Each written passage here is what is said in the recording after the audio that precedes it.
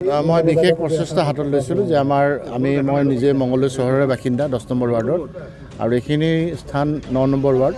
ইয়াত আমি ভাচনি ঘাট বুলিয়ে কওঁ। ইয়াতে আমি দেৱী দুৰ্গাৰ প্ৰতিমাৰ বিসৰ্জন দিওঁ আৰু এই বিসৰ্জনস্থলীটো আমি অলপ সুন্দৰভাৱে ইয়াতে নিৰ্মাণ কৰিছোঁ আৰু ইয়াতে আমি এখন পাৰ্কো নিৰ্মাণ কৰি আছে মিউনিচিপালিটিৰ ফালৰ পৰা।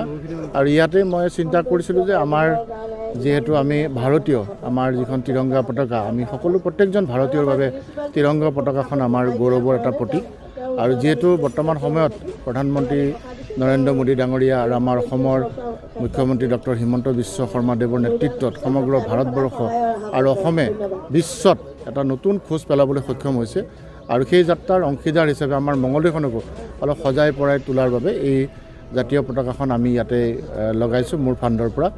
আৰু এইখন আমাৰ মঙলদৈ মিউনিচিপালিটিয়ে মেইনটেইন কৰিব আৰু এইখন যিহেতু পিছলৈ পাৰ্কৰ ৰূপ ল'ব, কাম কৰি আছে, গতিকে মই ভাবোঁ যে এই পতাকাখনিয়ে আমাৰ ভাৰতীয় হিচাপে আমাৰ সূৰ্য বীৰ্যৰ লগতে মঙলদৈৰো এটা নতুন প্ৰতীক বা মঙলদৈৰো এটা নতুন ছবি ৰাইজৰ ওচৰত দাঙি ধৰিব।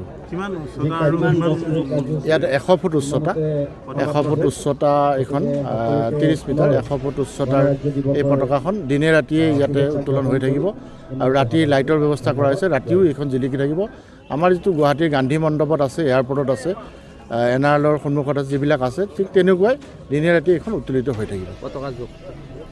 পতাকাৰ জোখটো মই ঠিক নাজানিম, 20-30 তেনেকুৱা আছে আৰু ডাঙৰ, আৰু ওচৰৰ পৰা ডাঙৰ দেখি দূৰৰ পৰা হয়তো সৰু দেখিব।